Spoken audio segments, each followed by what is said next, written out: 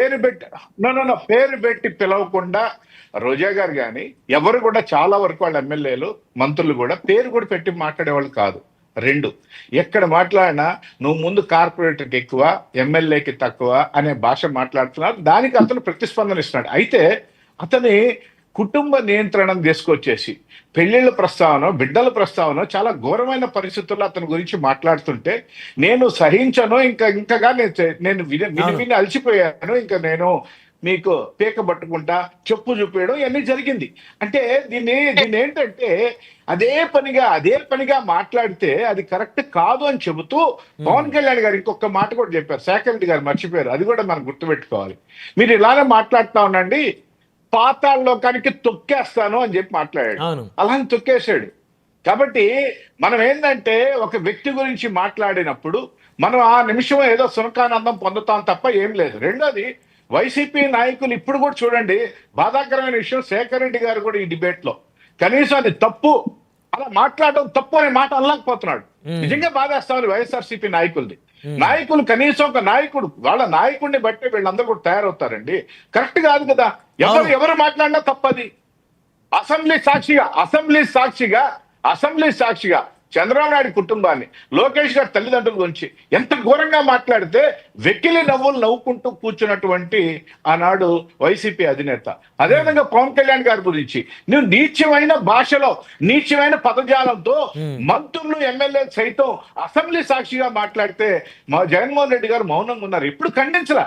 కాబట్టి వాళ్ళకి ఏమైపోయిందంటే ఉదాహరణగా తీసుకుని ఎట్ట పడితే అట్ట మాట్లాడడం. ఆ భాష మేము ఎప్పుడు మాట్లాడలా, ఎక్కడ మాట్లాడలేం మేము. కానీ మేము ఎందుకు ఆ భాష మీ నాశనానికి నాంది అవుతుంది కాబట్టి మేము చూస్తా గమ్మున్నాం. మీరు ఇప్పటికి కూడా మారట్లా, అదే భాష మాట్లాడుతున్నారు. మాట్లాడండి, ప్రజలు మీకు మళ్ళీ కూడా ఘోరమైన పరిస్థితులు మీకైతే కల్పిస్తారు. ప్రజలు అన్ని చూస్తున్నారు, ప్రజలు విజ్ఞులు చూస్తున్నారు, మీ భాషను చూస్తున్నారు. మీరు ఏదైనా మాట్లాడగలిగితే మీరు వ్యక్తిగత విమర్శలు మాని మీరు ఏదైనా ఉంటే రాజకీయ విమర్శలు చేయండి, ప్రభుత్వ విమర్శలు చేయండి, ప్రభుత్వం మీద తీసుకున్న చర్యల మీద. కాదు సంపత్రాజు గారు ఒక విషయం, గ్రీష్మ గారు కూడా మీ పార్టీకి సంబంధించి ఆవిడ కూడా బస్సులో నుంచి లాగి తంతం నా కొడకల్లారని కూడా ఆవిడ మాట్లాడితే చంద్రబాబు నాయుడు గారు వద్దని కూడా కొంచెం వార్నింగ్ ఇచ్చినట్టున్నారు వేదిక మీదే. అందుకే ఎమ్మెల్సీ ఇచ్చారు సార్ చాలా గట్టిగా. ఒక్క నిమిషం. ఎవరైనా తప్పు చేస్తే ఖండించాల్సిన బాధ్యత అధినేతదండి. ఖండిస్తారు, మందలిస్తారు, దాని తర్వాత ఇంకెప్పుడు మాట్లాడరు. మందది కాదు, వైసీపీ వాళ్ళది అది కాదు. మన బాస్ ప్రోత్సహిస్తాడు, excellent, you did excellent job అని చెప్పి. అందుకే వాళ్ళు రెచ్చిపోతా ఉన్నారు. ఇక్కడ మాకు ఆ సంస్కృతి లేదు. ఎవరైనా బ్యాలెన్స్ తప్పినా తిట్టారు. అధినేత తిట్టి నోరు మూసుకొని ఉండమంటాడు. ఎవరైనా డిబేట్లలో తేడాగా మాట్లాడితే వాళ్ళని డిబేట్కి పోవద్దని మెసేజ్ పెడతారండి. మా పార్టీలో ఉన్న విధానం అది. 100% లేదు బ్రహ్మనాయుడు గారు. భాష బాగుండాలి, ప్రవర్తన బాగుండాలి, నడవడిక బాగుండాలి అని మాకు స్పష్టంగా చెప్తుంటారు. మా పార్టీ సిద్ధాంతం అది రామారావు గారు పెట్టినప్పటి నుంచి.